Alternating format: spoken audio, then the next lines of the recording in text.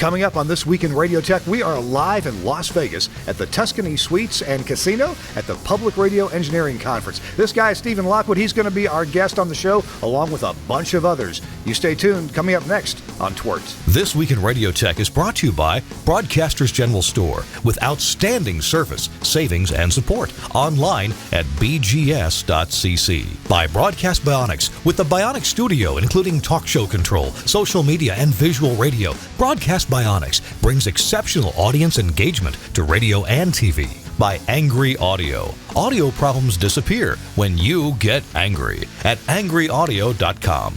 By Nautel, worry-free transmission you can count on with outstanding control, reliability, efficiencies, and Nautel's unmatched 24/7 customer support. Online at nautel.com. And by Max Connect Wireless, prioritized high-speed internet service designed for transmitter sites and remote broadcasts. Hey, welcome into This Week in Radio Tech, the show where we talk about everything from the microphone to the light bulb at the top of the imaginary tower. I'm Kirk Harnack. I'm not in the Telos Alliance studio this week. We brought it out with us to Las Vegas. We're back in Las Vegas. I want to say a big thank you to our sponsors, and I hope that you would patronize our sponsors. One of those sponsors actually is Radio Guide magazine, and on the web it's radio-guide.com. I don't have a copy of it with me here. Left it on the desk at the house. Ooh, I paid for that. I didn't get to read it while I was on the plane out here to Las Vegas. But check out Ray Top's radio-guide.com. You can subscribe to the paper version. It'll show up in your mailbox every couple of months. What I like about it, the engineering articles are longer, so you can really read in depth about the technologies that are being talked about. Thanks a lot, Ray, at radio-guide.com. All right. Hey, look who's here. Hey. Another publisher. Indeed. How you doing, I'm Kirk? good. Scott Fibush is here with us. Good to see you, Scott. It's good to be seen, to be back in person with everybody. I get. And are we uncomfortably close to each other? Is this okay? We can make this work. This is Hey, we're here at the Public Radio Engineering Conference. Yes. And why are you involved with public radio? I am involved with public radio in a whole bunch of different ways. I am on the air at WXXI in Rochester, New York, doing a whole bunch of consulting. Just got my 7th out of 7 applications with a CP issued out of the non-com window from last fall with the FCC. So involved in a lot of that with consulting, with station brokerage, and I'm out here writing for Current as well, the public media newsletter. Oh, okay. Tell me about Fibush.com. What's going on there lately? What are you still doing a site of the week, or what's going on? Yeah, absolutely. Tower Site of the Week is still up there every single Friday. Well, not quite every single, most Fridays. Okay. I still got to write Fridays yet. It's not up yet. But yeah, Tower Site of the Week is going on, I think, 22 years now. The Northeast Radio Watch, which is sort of the flagship column every Monday. Now in its 28th year, believe it or not. All right. Predates the web. So this morning, the Public Radio Engineers Group got together in that room across the hall for the first time in 3 years? Because we were here 2019, and that was it. Here. I was actually just talking to one of the organizers about this for my current article. So 2019, we were here. 2020 got canceled about 3 weeks before with the pandemic. And then 2021, NAB canceled. They decided not to join NAB in the fall. NAB didn't do fall, and now here we are. I realize NAB hasn't started yet. It starts Sunday, right? Yeah. What have you learned, or what have you felt that's moving, that's new, that's like, oh, here's a trend we need to pay attention to, or here's what people are worried about these days? What did you learn in that room with the engineers meeting? So far, I think a couple of the big takeaways are that we are distributing so many different forms of content now, that we are so far beyond just making radio. Yeah. And where I work at WXXI in Rochester, we actually acquired the alternative newspaper in town. Oh. And so we have merged newsrooms. So we are doing print, we are doing video, we are doing audio, we are podcasting, and getting all of that out in all of these different forms and taking advantage now. There were some great presentations that I learned a lot about with metadata and figuring out how to push to all these screens that are in front of everybody in vehicles. I'm going home with some new ideas for my clients about making that all work. There's yet another way that people in public radio, especially you, are getting content out, and that is on stage, behind a microphone, standing up. Tell me a little bit about that. So just before the pandemic started, my wife actually started doing stand-up comedy. She had kind of thought it might be fun for a while. A friend of hers talked her into it, and I saw her up on stage getting people laughing, like, oh, I could do that too. And so we have become not quite Mr. and Mrs. Maisel, But we are producing comedy shows. When the pandemic hit, we just invited all the comics in Rochester over to our backyard. We were doing shows in our backyard last summer. We're going to do that again. And, again, this all kind of plays together because WXXI also owns a movie theater with a cafe. Uh-huh. And we have live music in there, and they've let us do live comedy in there as well. So a whole bunch of bits about the public radio voice and all the get the audience to give me things that you would never hear you never hear anybody say in the public radio voice. Oh gosh, it kills. I'm telling you. Oh my gosh. Okay, I won't ask you to give us a demo, but because that's you got to work into it. If people said, "Hey, you're a lot like so and so," are you like any other comic out there? Ooh, that's a good question. Kind of Jim Gaffigan-ish. Okay. I do a bunch of stuff with my family and talking about all that stuff. I can see though, if you put a little higher register in there, you could do a little Seinfeld-ish. A little bit of that. Certainly not Gilbert Gottfried. We all miss him passionately, but I can't do that voice. That's not my. Well, Scott, we've got a whole bevy of engineers who are going to be joining us. So thank you for being number one, first on the show. My pleasure. Oh, TWiRT calendar too. I forgot to mention the calendar. Yes. Still a handful of copies available. Somehow I missed ordering mine, so I will get online and order it. You don't even need to get online. I got them here. Oh, really? Yeah. Okay. I got cash. We'll make it happen. Okay. It's a deal. Scott. Good to see you, Kirk. Hey, I want to remind you about Nautel. Nautel's webinars coming up. Jeff Welton is actually right now giving a talk to the public radio engineers, but you can go to nautel.com/webinars and sign up for 2. If you can't be here in Las Vegas, sign up for 2 upcoming things. This coming Tuesday, it's Transmission Talk Tuesday. Jeff's doing it live on the road. I believe this is the first one he's ever done live on the road. And Transmission Talk Tuesday coming up, obviously, Tuesday, April the 26th. And then the other thing that's happening later on, actually, it's first. It's this coming Sunday. Sunday is the Nautel Users Group, the NUG. And you sign up for that. If you want to watch it, this thing's going on for 3 or 4 hours. The Nautel Users Group is coming up this coming Sunday morning. You sign up for it. There it is, live stream NUG at NAB Radio Technology Forum. And it's April 24th. That's this coming Sunday. So sign up for that at nautel.com/webinars. And you'll be glad you did. They put a lot of good content out there for engineers like us. Thank you, Nautel, for sponsoring This Week in Radio Tech. And look at that. Presto changeo. Ta-da! We now have Jim Gray. Hey, Jim. Hello. It's so good to see you. It's good to be seen. Yeah. We're actually back in Vegas talking the camaraderie of this event, the Public Radio Engineers Conference. It was so awesome to be watching people, talk and shop around a table, occasionally with a beverage. But all of those things that we've missed over the past few years, it's happening. It's here. There was questions even a few months ago of is it going to happen? Are we going to do this? Are we going to do this? How are we going to do this? We've added a virtualization or a virtual component to this for those that can't travel or weren't comfortable with traveling yet, but it's happening, and we still have a huge contingent here. In fact, I'm unofficially going to say this, this may be our largest year ever for registrations. Wow. And our numbers in person are about the same as they would have been in 2019. Okay. But we have about 30 or so people that are here, are joining us virtually. So, it's been hugely successful. I couldn't be happier. Well, I know the room is about full of people. Yeah. And the meals, both of them I've seen, breakfast and lunch, really well attended. Something I'm really glad to see. We've been doing a lot of Zoom meetings for the past couple of years. And when I say Zoom, I mean, all the brands. But a lot of Zoom meetings, I'm delighted that people showed up here with pants on, dressed not quite as they were for their Zoom meetings. I don't know if you've seen Alex Harmon. He's running around in jorts and socks and sandals. So I'm just saying, but no, yeah, they are here. They're dressed like engineers, which isn't too far off from that anyway. But Yeah, I'm so glad to see Pierre Lone Wolf is here. Yeah, from Kotzebue, Alaska. Yes, he one of 2 people from Alaska that we have here. Look, there's the other one right there. Oh, can you stand by for a few seconds? Okay, just in the on deck circle, ladies and gentlemen, put your hands together for Charles Sather. He's going to be with us shortly. Yes. So what are you? What's got you excited technology-wise? What are you seeing? What are your thoughts about being here for the first half a day? Well, the thing that excites me about any NAB is the vision of the future. There's a lot of things. We just learned a whole lot about virtualization, containers, and containerization and that sort of stuff. So now we're at that concept and just starting to see application, and that's that moment where we take these new technology, these grand plans, and say, but how do we execute it, and how do we use that as part of the new business model that we're working into? So finding that moment where things go from an idea to things are actually an application, and how can we use that in the future? Good.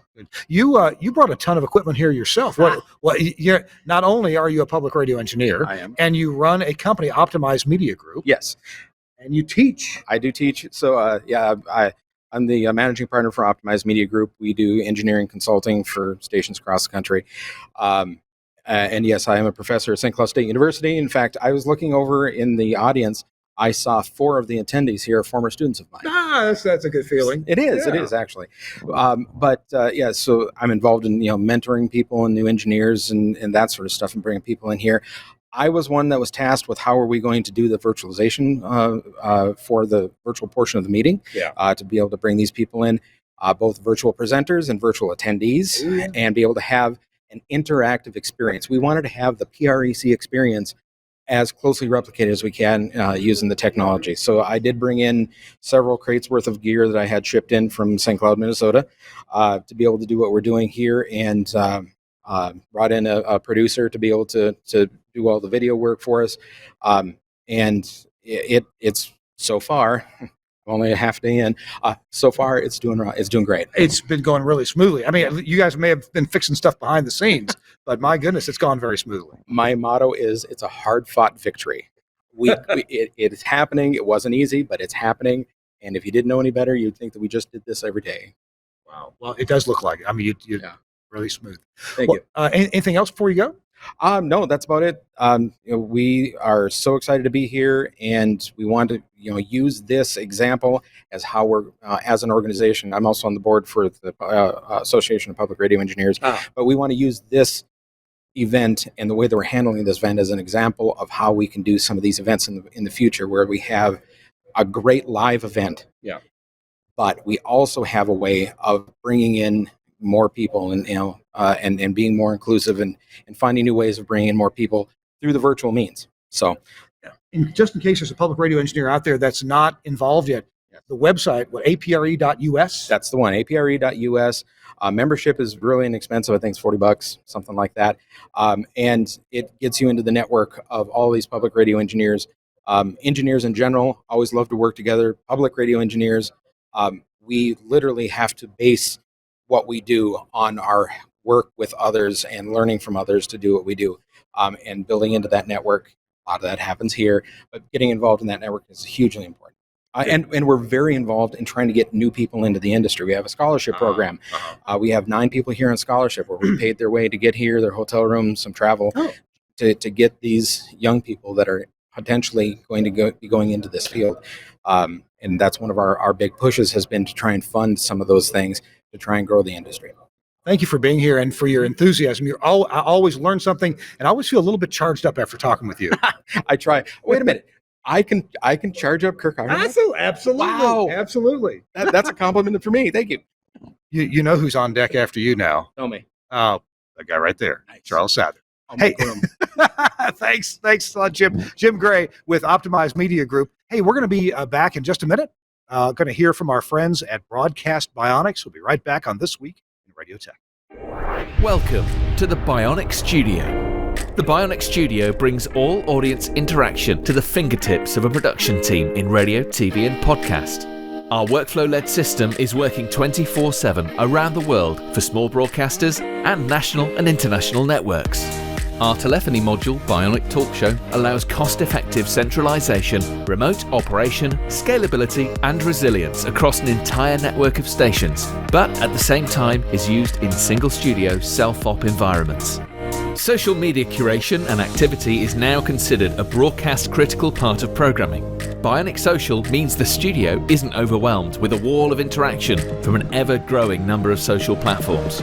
We combine SMS, MMS, and email together with a speech-to-text service for listeners using smart speakers. We enable studio teams to curate, filter, and display all platforms in one place, and post text, images, and video content to multiple platforms in one operation.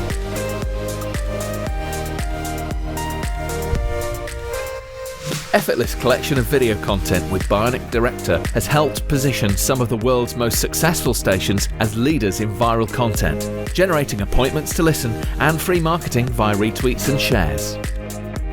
Bionic Contest enables end-to-end tracking of on-air competitions, live reads, and prizes. These can be on-air contests, automated SMS entry, or online. Anywhere, and Skype TX for Radio brings high-quality audio and video contribution into the studio with ease. No need for dedicated PCs to run different applications. Everything is controlled within the Bionic Studio UI, and incoming connections are visible to users along with all other platforms. Our codec integration enables connection, algorithm configuration, and directory to a wide range of IP and ISDN codecs. The Bionic Studio, a unique suite of products designed to enable your talent to work smarter. Thanks a lot to Broadcast Bionics for sponsoring This Week in Radio Tech. Check it out at bionic.radio. That's the easy one for me to remember. They've got a couple of different URLs, but bionic.radio. All right. Hey, it's Kirk Harnack here live at the Tuscany Suites and Casino in Las Vegas, Nevada. I'm at the Public Radio Engineering Conference. It's the Association of Public Radio Engineers. Their website, apre.us. One of their members is this guy right here, Charles Sather. Hi, Charles. Hey, Kurt. How's it going? I'm good. It's so good to see you in person. It's been a long time. Tell us a little bit about Charles Sather. Where are you from and what do you do up there? Well, I'm from Anchorage, Alaska. I work for Quantic Broadcast Corporation. We own a native radio station up there called KMBA. It's one of the public stations. We have two public stations in Anchorage. And one's the traditional NPR. And then we have our native one that's just all, we do all native music. We do a mix of AAA format in there. And then we have our native programming that we play along with. We have a satellite office down in Albuquerque that we do a show called Native America Calling in our national native news, which is sent out through up to 200 stations across the entire U.S. So your radio station in Anchorage is for Native Americans and aimed at... So that one's the local station. Okay. And then we have another satellite office down in Albuquerque. Is there cultural ties? Yes. Oh, tell me about that. I mean, we developed this show to bring everybody together so that we realize that there's a lot of stuff in common between a lot of issues that everybody has, or there's a lot of traditions that different native tribes across the entire U.S. have, and there's a lot of similarities in them. Okay. So, the show that we do that's daily has, brings up different topics. It could be serious topics, it could be fun topics. It's just something that brings everybody together across the entire U.S. Serious or fun, what's challenging you these days, or what are you looking at these days in terms of broadcast engineering? So our biggest challenge right now is just, having to battle this, pandemic, and we're still recovering from our earthquake from back in 2018. Oh, yeah. So that's been a major crutch for us. We've had, it destroyed everything in our station. So we actually had to vacate the building. We were gone for 2 years. Everything was run off of audio over IP. We had Comrex bricks coming out of our ears. And now we're back in our facility. So now we're finally getting back to working with FEMA to try and finalize all our stuff. It destroyed half of our HD equipment. So we had to quit broadcasting HD.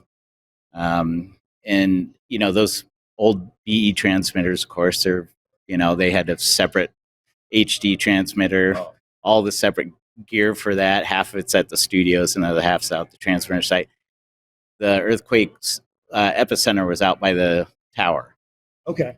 But it didn't affect anything out there. Huh. Huh. So, but our building is directly 14 miles across the inlet from our transmitter site, and it just trashed the whole building. We got water everywhere. How tall is that tower? It's 850 feet. And it was unaffected by the earthquake. Nope. No, we had one minor issue where the power cut out, and our brand new generator didn't go off, and it was because the maintenance guy didn't check the coolant level. Oh. So they had to take a helicopter out there because the roads were damaged, and it was taken. There's only like 2 bridges that go out to past Anchorage, out to that direction, and they were just packed with people trying to get across, and they had to close off the bridges to check and make sure they were all safe, and then just everybody was sent home. So there's just hundreds of people that were just trapped on the highway for 5-6 hours.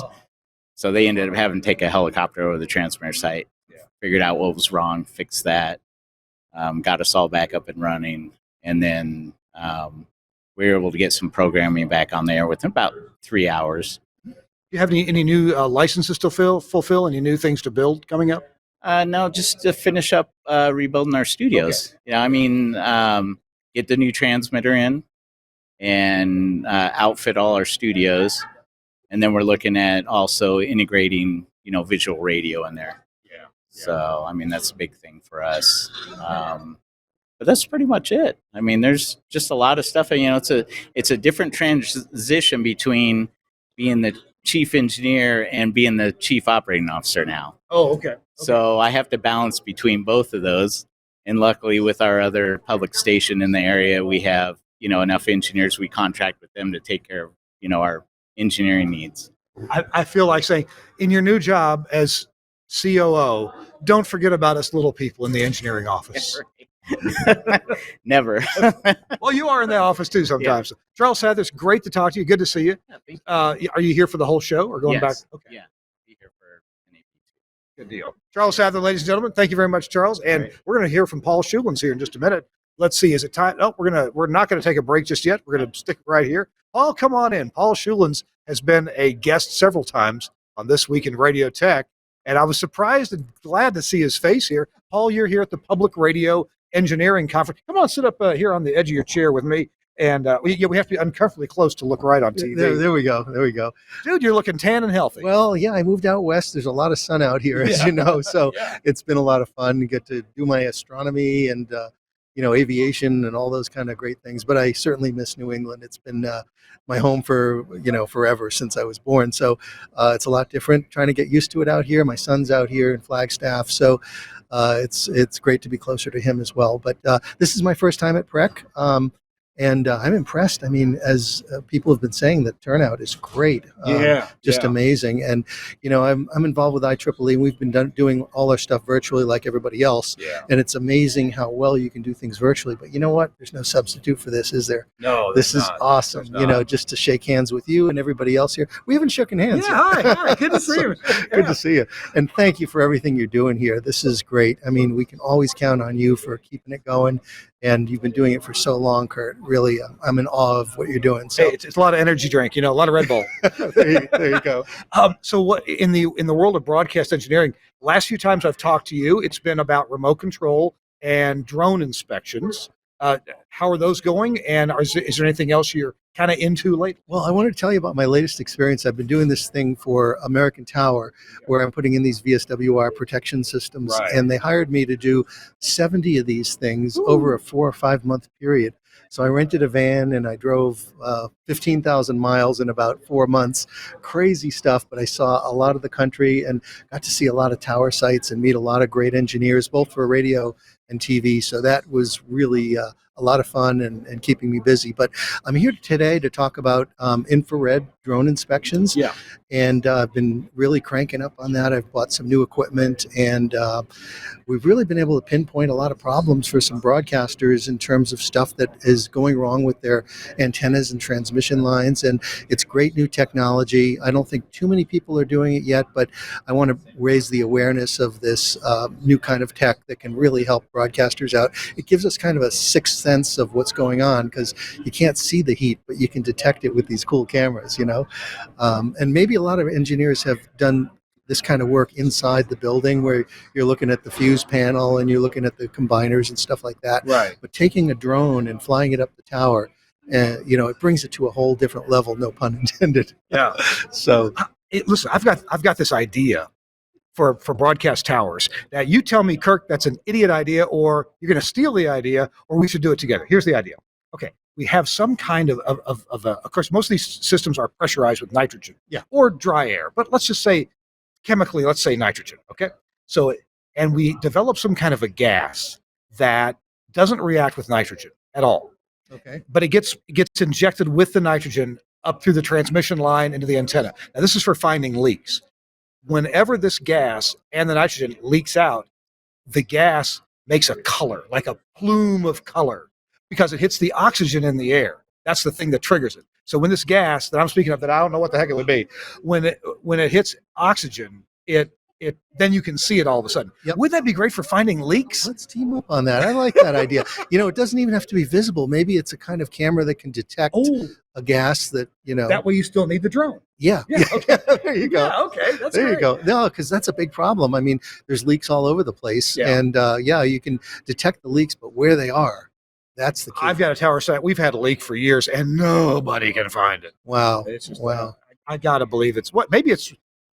You know what? I think it's the dry air pump that's leaking. It's right in front of us. Let's team up on that. I like that idea. That's cool stuff. So, with all these Viswar detectors that you put in, what catastrophe at all these places are they spending so much money to protect against? Well, with the TV repack, there's been a lot of infant mortality with transmission lines and antennas. And so that's foremost on tower owners and TV and radio station owners' minds these days, mostly TV with the repack. So, we're able to, look for those kind of problems and detect them, because unfortunately, they are happening. And a lot of stations, I'm really surprised, are running these things with little margin, for error in terms of power handling capabilities. Yeah. So if you're right at the top there and your transmission line's warm anyway, it doesn't take much for something to happen. And, we had a famous one happen, that there was a O-ring that came loose, and it was causing VSWR trips maybe every month or two. And they looked at it, from the ground with a TDR and stuff like that, and couldn't find it. I took the drone up and found the exact spot where it was heating. It was very obvious. In fact, I'm going to show a slide here today on that. And told the tower crew what to do, where to go. They opened it up, and sure enough, it was burned. They lost about 150 feet of line there, but it saved them from having to wonder, okay, we got to open the whole darn thing up now. So the stuff really works. It's cool. And I'm not in the TV business, and sometimes, of course, I see waveguide, sometimes coaxial, and hardline. In the example you were speaking of with the loose O-ring, would that have been waveguide or hardline coaxial? No, this was I think it was 8 or 9 inch hardline. Oh, that big? Yeah. Okay. Yeah, it was big stuff for TV. Yeah. It was like 5 stations combined in there. Oh, wow. So the power levels are pretty high. Yeah. And it showed up. But when I saw it, I was like, this was the first time I detected something like that. I was all excited and, is this normal? So I had to go back and fly it again the next night to make sure it wasn't a reflection or something weird. Because if you tell them to hire a crew, you don't want them to climb for nothing, right? right. You want to be sure what you're telling them. Yeah, exactly. And I've done some stuff recently. We're seeing some weird stuff in antennas that are about to fail, where there's hot spots in the antenna. So it's pretty useful stuff. Now, I want to switch to astronomy for just a second. Yeah. Okay, so, I always am in awe of the kind of pictures that you and a couple of my friends get from your telescopes, these super long exposures and all that. What is it about this that brings you joy or intellectual stimulation? What makes you happy with the result of what you get from astronomy? Well, I'm glad you asked that, Kurt. So Basically, I've been into photography and astronomy ever since I was in high school. So it's been a lifelong hobby. And what I really enjoy about it is showing other people the wonders of the universe beyond Earth. And if it was easy to do, everybody would be doing it, right? So you need money, you need a lot of time, and you need to study. And it's a great combination of math and science and art, actually, because when you're making these beautiful pictures, there's some discretion. You can use Photoshop and bring out different colors, and there's actually false colors you can use for showing structures and nebulas and stuff like that. So I really enjoy, showing people, and I'm amazed at how many people don't really understand how the universe works and how the planets go around the sun, and what a galaxy and a nebula is, and that kind of thing, and just the vast distances. To think that some of this light that you're seeing and you're detecting is millions of years old, right? Yes, You're looking into the past. It's well into its fermentation date. Isn't Yeah, it? exactly. So so it's great. I have an observatory out here in Arizona that I remote control, and it's a lot of fun. So I don't have to be out there every night. If I'm working, Right. I can use the computer to do it. But I was asking Charles Sather about remote astronomy. He said, "I've got telescopes. I don't want to be out in Anchorage, freezing my tuchus off, manipulating the telescope." that's part of the challenge, but mostly it's nice to be warm and cozy, or being able to be at home and watch TV and just see the results come in. Wow. So Do you see any radio stations on other planets? no, Wouldn't that be something?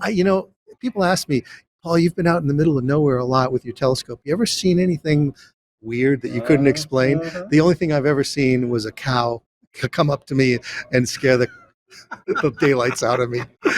So that's been it. But no, it's a lot Cool. It's a lot of fun. Paul, thank you much for your time. I really Thank you. appreciate it. When are you speaking this afternoon, I or is think it it's tomorrow? No, it's this afternoon. I think it's 4:30. Okay. I'm going to be talking about the drone stuff. All right, good deal. We'll see Great. you then. Thank Okay, you. take care. Hey, it's Kirk Harnack, This Week in Radio Tech. We're going to take a break right now and be back. Oh, no, I'm doing the break. Oh, okay, I'm doing the break. We got our sponsor, Broadcasters General Store, and the Broadcast Tools Pro Mix 4. Now, Pro Mix 4 is a mono audio console, and you got to wonder, why would I buy a mono audio console? Let me tell you, the Pro Mix 4 from Broadcast Tools is absolutely perfect for simple operation. You can send it out on a remote. You can send it out to a ball game. You can send it out to a parade, anything like this, where your board operators may not be, let's say, top shelf. So it's got 4 channels. 3 of them can be mic or line. And then it's got great monitoring capabilities. You can have 3 different pairs of headphones on there. And it's got a USB connection on it, so you can hook it right to your computer. And from the computer, you can receive audio from the computer through the USB connection, or send your audio to the computer. Let's say you're running some kind of a software codec on your PC, or you're using a product like CleanFeed in the browser. This is absolutely perfect for that, and it's really easy to set up. It does have a built-in audio limiter that you can put in place. So, hey, if your announcer is getting really excited about the ball game, he can say something like, "He shoots, he scores," and it's not going to blow up the audio. It does also have a built-in on-air light connection, a tally light connection. And it's got an output to feed a telephone hybrid. So it's got a mix minus feed on it as well.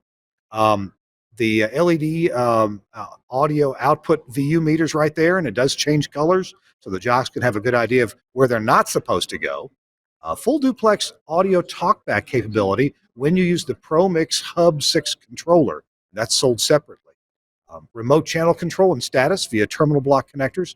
And I already mentioned the on-air tally warning light. It can drive multiple of their AHR1 Plus headphone systems from Broadcast Tools. Folks, this is a really nice tool to have in your toolbox. Send it out on remote when you need to mix a few mics together, and check it out. It's at Broadcasters General Store. BGS.cc is the website. Call them. They love to answer the phone, and I love to talk to these folks at BGS. Call them at 352-622-7700. That's 352-622-7700. They're in Ocala, Florida, but you know what? I've heard tell that they will actually ship all the way to Alaska. Oh, hey, there's Buck. Come on in. I was just talking about you. Oh yeah, come on. Here.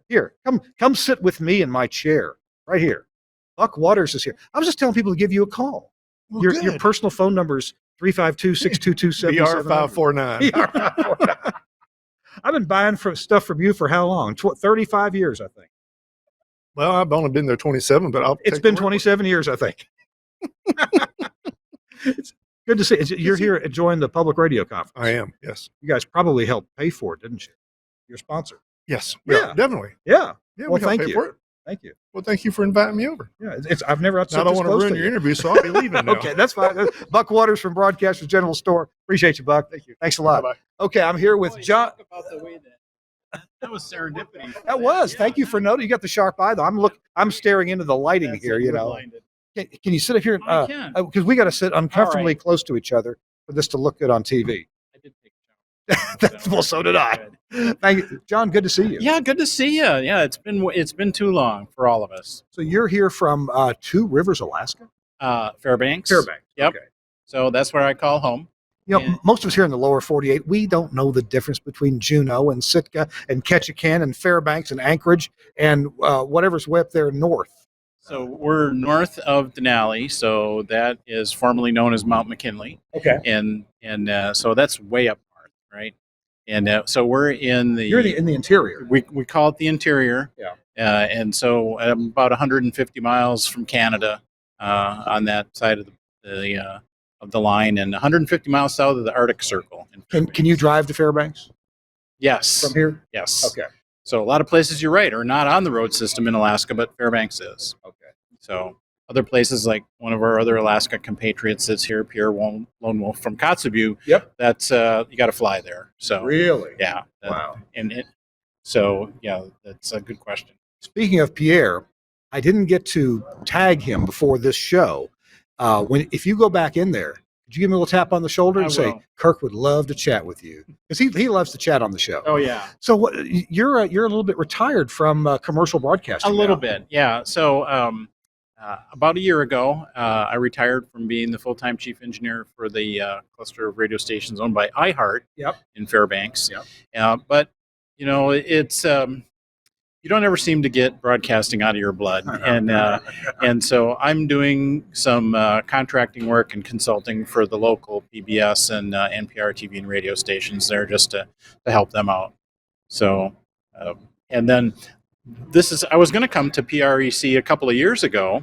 I've always thought that their presentations were great. I joined them before I was even doing any public radio or broadcasting work, because I got access to their archive of presentations. So there's a wealth of information there. So, you know, I'd certainly advise people that, you know, you don't have to be a public radio engineer to join the APRE and take advantage of what they have to offer. Because Well, you know, I'm glad you mentioned that. I should just go ahead and join. I've never been a member. I thought you had to be a public radio engineer. that they'll take your money. Well, I guess most organizations will. I think that's the way it works. So, so this is my first PREC. I was going to come a couple of years ago, but that got canceled. So I finally made it down this time. So since you've been retired, what's been keeping you busy lately? Coming out of winter in Fairbanks. There's still 2 feet of snow on the ground in the yard at my house. That's coming out of winter, isn't it? It is actually. Only 2 feet. Wow. Yeah, we're down. Practically summer. So, if you look on my Facebook page, you'll see a post from a year ago that says, "Yes, I do have a retirement plan. I plan on ham radio." And so I've been a ham for 45 years, and I live on 5 acres of land. And the last year I've spent having a separate ham shack building built and put up a new 70-foot tall tower. And so I've got my my nerd beanie propeller spinning wildly in my ham radio man cave. So that's really what's been keeping me busy. Are there any modes in ham radio, anything new that you're interested in? Probably the thing that's the biggest thing for people in the last couple of years is a mode called a digital mode called FT8.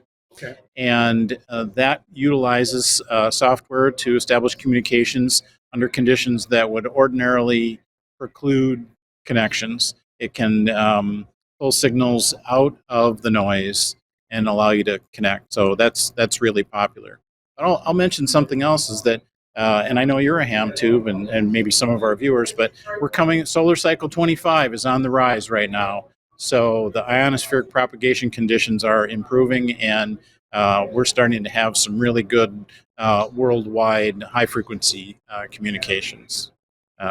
So that's been, I guess what's old is new again, and that's that 11-year cycle. So we were kind of in the doldrums for a while, and so people are getting excited about that. And that had something to do with my timing of the installation of my new setup as well.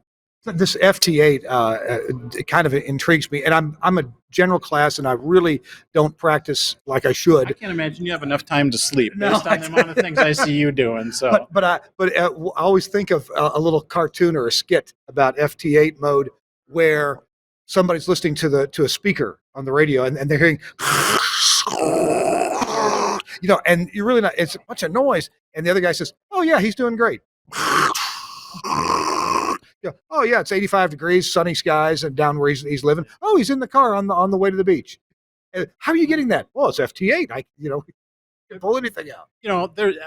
Amateur radio is a really big tent, and there's a lot of different things for people to do. Yes. And so some other things that people might be interested in doing are other digital modes, and I'm trying to get somebody to hook up a communication with me in a voice digital mode. The one I was talking about, FT8, is a data communications one. Right. But,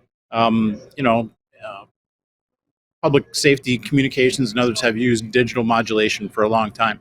This is being done on HF now with the advantages of the modern codecs that are available. So that little 2.8 kilohertz RF bandwidth that's available is now good enough to send audio at a data rate that is sufficient to pass audio. So there's that stuff is going on. The International Space Station is hosting for a voice repeater, a packet radio repeater. They're doing slow scan TV. All those things are really fascinating. So, and if you're interested, I have another topic I might like to discuss, and that is mentorship for the next generation of broadcast engineers. Okay, how are you involved with that? Well, I'm becoming more concerned about it, and I'm trying to become a mentor myself. I told you that I was consulting for the local public station, and they've got an engineer that they've brought on that is not like some of the other folks that have had decades of experience. And so how do you get these people to have the guidance and the technical background that they need? Because it's one thing to become an electrical engineer, for example, but that doesn't make you a broadcast engineer. And so how do you get that kind of experience, and how are we going to replace the people that are retiring out of the industry? And so tomorrow here at PREC, Jeff Welton's giving a presentation about teaching the next generation. I'm involved with the Alaska Broadcasters Association engineering track for planning presentations for their convention next month. Jeff is going to come up and give that presentation to us, and I've been really trying to solicit attendance by ownership and management. Engineers know we have this problem, and some managers maybe understand it, but they're busy folks too. So I think we need to present it this year, next year, and the following year, and the year after that. And I just heard Jeff indicating that there was a school in Canada that did this type of training that closed its doors recently. And I don't know, like, my degree is in broadcasting from the University of Wisconsin at Platteville, and they don't have that program anymore. It wasn't journalism or communication. So how are we going to teach people? I think there's a couple of technical programs that are out there, but the idea that we have a station with a chief engineer and an assistant that was the apprenticeship type track that we might have had in the past, those situations don't exist anymore. And so I know that there's programs like SBE's got lots of training, and they have a mentorship program, and those are all really good things. But, we all talk about this a lot. Somebody sees a job in broadcasting or a job in IT from a technical perspective. And so which one is more attractive to them? I think it takes a special kind of person to be a broadcast engineer. You have to have a real passion for it. We got a whole room full of them here, but the average age is a little bit. It is, yeah. When the 50-year-old guys are the youngsters, we need to try to to do something about that. Yeah. So I want to promote awareness of that. Well, I know we'll be talking about the SBE's mentor program. Kathy Oro's with that, and Chris Tarr is highly involved with that as well. Sadly, Chris is not on the show today, but we'll be talking with him about it. John, we better let you go, and I believe Pierre Lone Wolf may be up here I'll see next. if I can track him down. All right. He's right over there. He's right over there. Oh, he's facing the other way. Would you tackle him? I will do that. Awesome. All right. Good to see you. John, good to see you. I'll see you in the coming days. Hey, it's This Week in Radio Tech. It is our 591st show, 591. I'm Kirk Harnack. We are live coming to you from the Tuscany Casino and Tuscany Suites and Casino in Las Vegas, Nevada. The Public Radio Engineering Conference is going on right now. And oh my goodness, he's on his way over. We won't even take a break. Come on and sit down. Pierre, what a good thing Nice to see you. again, Hey, do me a favor, kind of lean forward a little bit so your face can be right up here. There you go. Right. Got a face for radio, as they say. You know how that goes. So, how did you get? Did you hitchhike all the way here from Kotzebue? No, we flew, and it was about 12 hours total for me to get here, and got here about midnight. So, Pierre's been on the show before. Mm-hmm. Director of Engineering at how many stations you got there? Well, we have KOTZ AM, which is our regional station, and we have KINU FM, which is our in-town for Kotzebue. Yeah. Then we have 12 LPFMs, or 13. Oh, wow. Or maybe 14. Wow. I'm getting the Spread out. Yeah, Red Dog Mine, Portside, 12 villages, and some other locations that want to have our signal. And a TV station as well, huh? Yes, TV9 is part of the State of Alaska ARC system. We just transferred from the old analog stuff to the VAX-T made by Gates Air, which is a digital transmitter. So we have 4 channels now in Kotzebue video. So Kotzebue, Alaska, tell me, that's way out there, isn't it? Well, it's 30 miles above the Arctic Circle, 550 air miles northwest of Anchorage, if people are familiar with Anchorage. And we can see Russia from Kotzebue. I was going to ask You get on a mountaintop, and yep, there it is. You can see them. Wow. Do you wave at them pretty frequently? No. So, Kirk, that depends on the wave. Depends on the bomber that's flying over, or whatever it is, So what has been engineering-wise, what's been holding your attention lately? Well, we just last year got a grant of $250,000, I think, somewhere's around there, when we got our new not-all transmitter, new audio consoles, audio IP. Mm-hmm. We got away from the 200 pair wires going through each room and all that stuff. Yeah. Streaming, of course, is a big thing, and of course, we're going to probably start using a more social interaction stuff. And what is that? Broadcast Bionic stuff, basically. And because our announcers are young, they don't remember life before computers. Oh, yeah. And they live on their phone, and that's basically their radio, their TV, their everything. So we're doing, concentrating on the social interaction stuff, getting people to call into us. Since everybody has a phone, they're basically going to be our reporter. Very good. Wow. So you're helping make sure that they can participate with that and do it in a way that's technically acceptable. Always sounds good. Yes. It's surprisingly, phones are getting pretty good with their sound. Depends on, of course, their carrier, but people don't mind it. Hey, how long are you here in Vegas?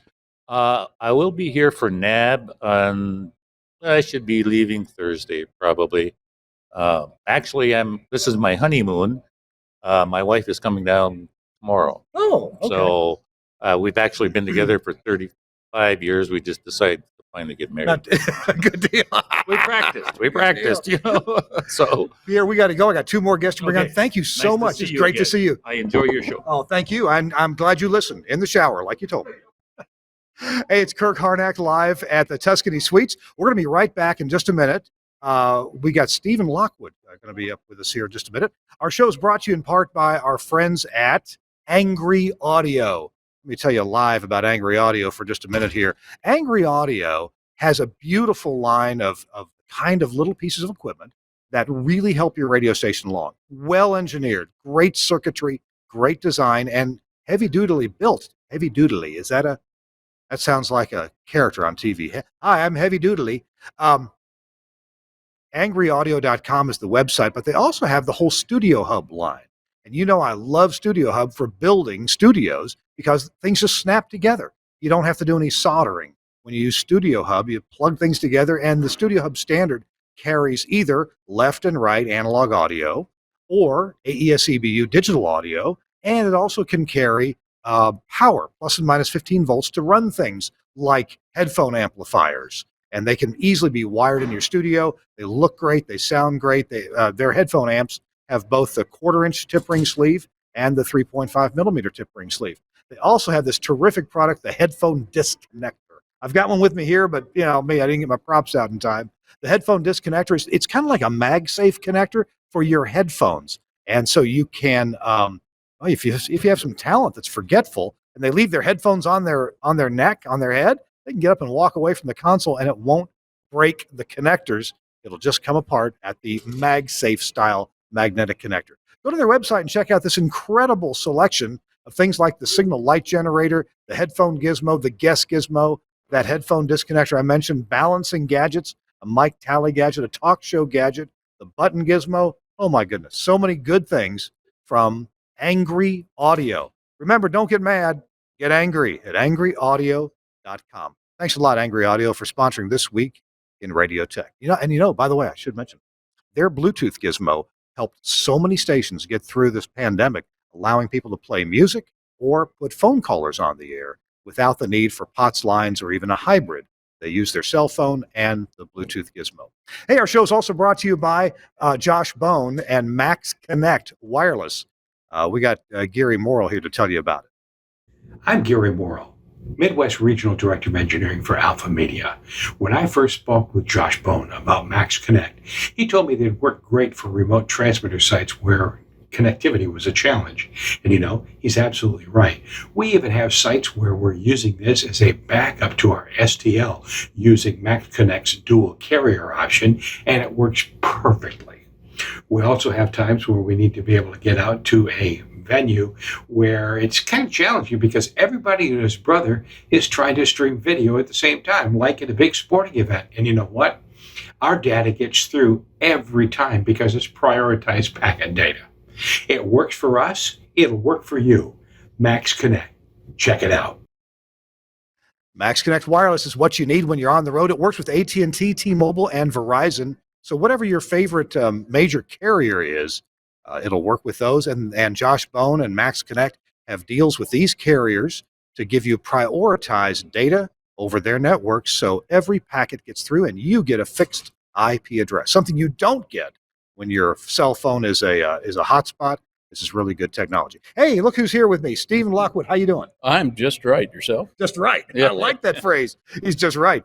Steve, we got a little while ago, just before we got on the show, I spoke with Richard Parker. He's an engineer in Juneau, Alaska. Yes. And so, Richard, we're going to play the interview with Richard Parker right now. I'm sorry, Suncast, our producer, back in the main studio. But if we could play the Richard Parker interview, we're going to hear from Richard. Be right back to finish things up with Stephen Lockwood in just a few minutes. Hey, it's Kirk Harnack back with Richard Parker. Hi, Richard. Hey, Kirk. It's good to be back in Las Vegas and to see all our colleagues at the Public Radio Engineering Conference and hopefully get down to the floor a little bit for NAB. So very excited. With this COVID, the last time I saw you was online, I guess on one of our TWiRT shows. That's true. It was. There's a lot of people here that I'm meeting for the first time that I've only seen online. In person, I only saw them online because they were stations that I serve, service. So you're here for the Public Radio Engineering Conference, and I know you wanted to mention a couple things that you've learned or seen here, yeah? Exactly. Well, I was, no flex here, but I really liked your presentation on troubleshooting. You and Chris did a great job on that. And I was going to say, for anybody who doubts it, everything you said was spot on. I've been through so many of those scenarios. I had a cable that was bad. Mm-hmm. I had a connector that wasn't pushed in all the way.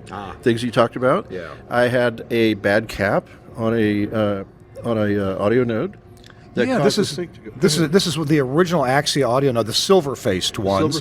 Once they get a number of years old, I don't know, 6, 7, 8, 9 years old, because they've been around since a long time, since 2004 or 5. Yeah. Well, the ones that I was repairing had a what was that grant program? You can edit this out. NTI, the one I was working on had an NTI sticker that said 2014. Oh, that's soon. But still, I don't know if that was 2014 was when it expired the 10 years, or if that's when they got it. Yeah. But there's a cap that goes back. Yeah, there's a one cap on the very top of the thing. It's easy to get to, and tech support was great. Going like, well, here, let me send you this white paper, and take what you think. I took it out of the rack. I had already luckily, because I support a bunch of stations, as you know, in Alaska, I had a couple of extra of the newer X nodes. And I was able to bring one of those up from another station that we hadn't deployed yet. Yeah. Moved our really critical infrastructure stuff onto that X node. It's only 4 instead of 8, but I could sacrifice a few things. And then I took that one out of the rack, took it apart. It wasn't really hard. Now, the symptom was that this cap goes bad in the original silver-faced Axia node. Correct. And this cap goes bad or gets weak, and what happens? It just loses sync. I don't know if it runs to its own time. I don't know what the deeper technical reason is, but they said go around the front and take a look at that sync light, which you mentioned in your presentation, and the sync light was flashing. And I'm like, wait, that's not right. So then they sent me I said, well, first of all, it's the usual conversation. Well, should I send it back? Do I need to get it repaired? How much is it to get it repaired? And then shipping to Alaska and back from Alaska is really a conflict. In terms of time and cost and all that. And they said, well, take a look at this white paper, service bulletin. And I was like, oh, this is no brainer. It's just a little tiny, those little caps, surface mount type caps. I was able to get it out, brush off my soldering skills and getting my really strong glasses, and put it back together. And it was, and I was able to post a lot of the pictures and a lot of the information on the Broadcast Engineers Facebook group, and a lot of people said they really appreciated seeing that too. So I think there's a lot of things that we don't always share with each other that is really important among engineers, because as soon as I posted that, someone said, oh yeah, I've had to do that before. Oh, I have like 30 of these and blah, blah, blah, and on and on and on. And so I would say that social media, starting with PubTech, back in the day, and also then the Facebook groups, specialized groups, and some of those things, forums are extremely valuable, because sometimes you can't always get the answer you need like immediately. Right. No slam to any manufacturer. It's just that everybody's busy, and sometimes somebody will say, "Oh, I had that problem. Have you tried this?" Yeah. And I think that's why organizations like APRE, these conferences, all these things are great. Your show. The Barry's show, the broadcasters. That's a good show, yeah. I mean, so I've learned so much, and I've made some contacts here now with people that I want to go see later at the show, and I can't actually believe I'm here. You know what I mean? Like, I know. After 2019 was the last time we got together? I would say, yeah, it's been a while, and I was even afraid to come this time because I wasn't sure, but they said I had to come. So apparently I'm being honored with some kind of an award tonight or tomorrow night. Oh. That's what they told me. It was supposed to be embargoed. Oh, this is at the dinner tomorrow night. Yeah. So they said, well, the cat's out of the bag, because they had to tell me to get me to come. Oh, no. God. It was quite a flex. I mean, it's not, I was like, what? No, you have to come. My wife, we were in Denver, and my wife's like, you got to buy a new jacket. You got to buy some new pants. I'm like, what? I'm not going anywhere. And she couldn't tell me. And then finally, Scott called me and said, okay, look, here's the deal. You have to come because you're getting, one of the Engineering Achievement, Lifetime Achievement Awards. And of course, you know me, Scott. I mean, for long ago, we've known each other for years. And I just looked at him and I was like, I don't understand what you're talking about. What have I ever really done? Because when I come to these places, I feel like I'm standing on the shoulders of just, you and I mean, I can name 100 names of people that I just go in there, in that row. And I think like these people are like, I could not do what I do without having been able to stand on the shoulders of a lot of these people. But I mean, I appreciate being recognized. I got to tell you, a lot of us are, we see your posts on Facebook where you go to these crazy transmitter sites, or you're in these studios that are pretty backwoods studios, but you're making, you are making the best, you're giving the people who are on the air the best experience they can have with the resources that you have. And a lot of it is you're waiting on another grant to come through. I mean, it's going to be better later, guys, but hang on through this. And you're the king of giving people what they need with not a lot of resources right now. Well, I appreciate it. I think that's a characteristic of a lot of my colleagues in Alaska. And I think that's just one of the great things about being here. I left an uncomfortable situation in Vermont, I'll be honest. A guy who thought he could do my job better than me, who was actually, CFO. I'm like, okay, whatever. I mean, I don't mean to slam anybody, but I'm like, what the heck was that all about? And then I came here, they tried to get me for a year to come to Alaska. And I'm like, oh, I don't know. And then I came and I was like, oh, this is kind of cool. Yeah. It's kind of fun. Yeah. And I think I was telling you, people say, aren't you afraid of flying? You get in helicopters and small planes and little boats. And I always tell them, the only time that I've ever been really, really afraid for my life working in Alaska was crossing the street in Anchorage in a crosswalk. Oh, okay. Because those people are the worst drivers, I think, anywhere. Worse than Montreal. Flying a helicopter or whatever. The pilot wants to go home that night, too. Oh, I know. Yeah, I know. My mom told me a story before she died. She said, I was on a plane in St. Louis, and she said, we had a delay. And the pilot came on and he said, ladies and gentlemen, I'm sorry, we have a delay. There's a technical issue we need to take care of. And as you know, your safety is our first concern. A beat. Well, actually, our safety is our first concern, but yours is right behind ours. Rich. Yeah, it was great. Rich, we got to go. Any closing thoughts? Anything you want to mention before we go?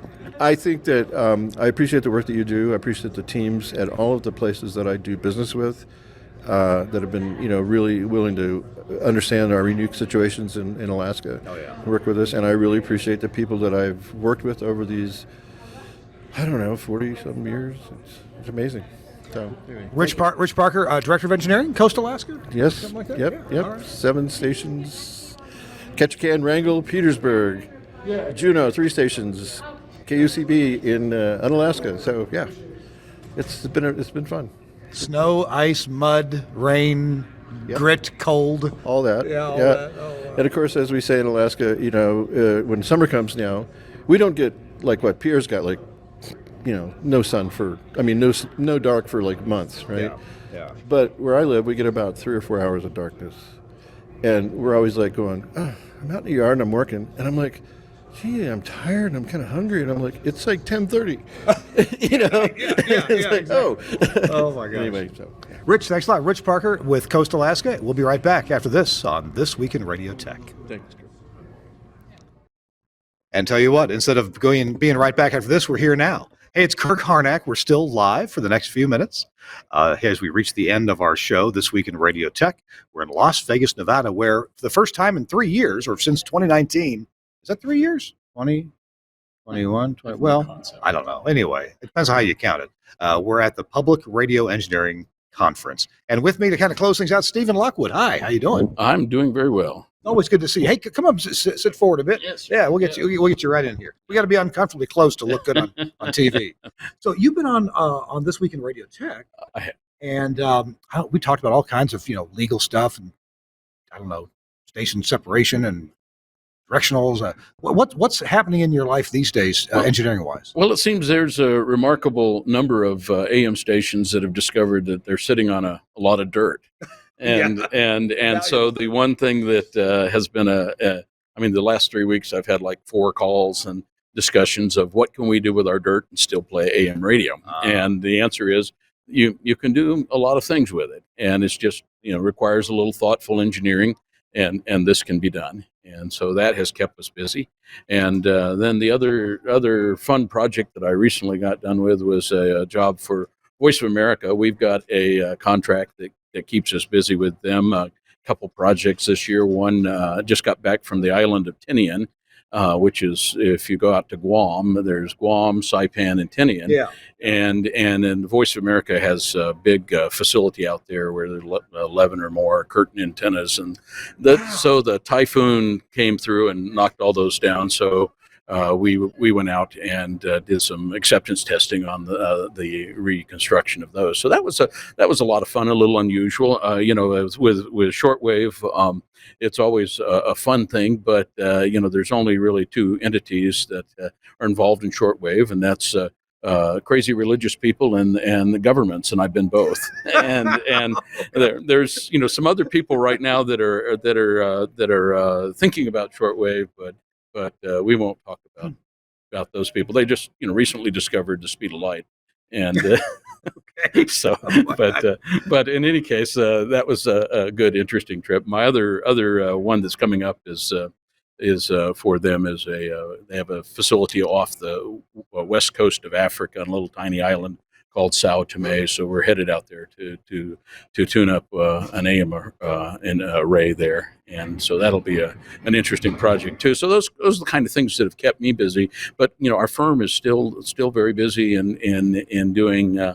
The FM and TV and AM allocation situation where we're trying to move things around and help people maximize their facilities and make the best decisions both financially and for long term of how to use the facilities that they already have, and then also how to get the best coverage they can. So. I don't know why, but I can't get the idea of a curtain antenna out of my head. And I've seen pictures. I may have driven by one a long time ago. I don't know. But are there people, maybe yourself, are there people who understand the theory of a curtain antenna and how they work, and what's the benefit of a curtain antenna? Well, it's an AM array in 3 dimensions. Okay. And so what you typically have is 16 elements of dipole elements, and they're in front of a curtain or reflector screen. Oh. So that's generally a quarter wave back.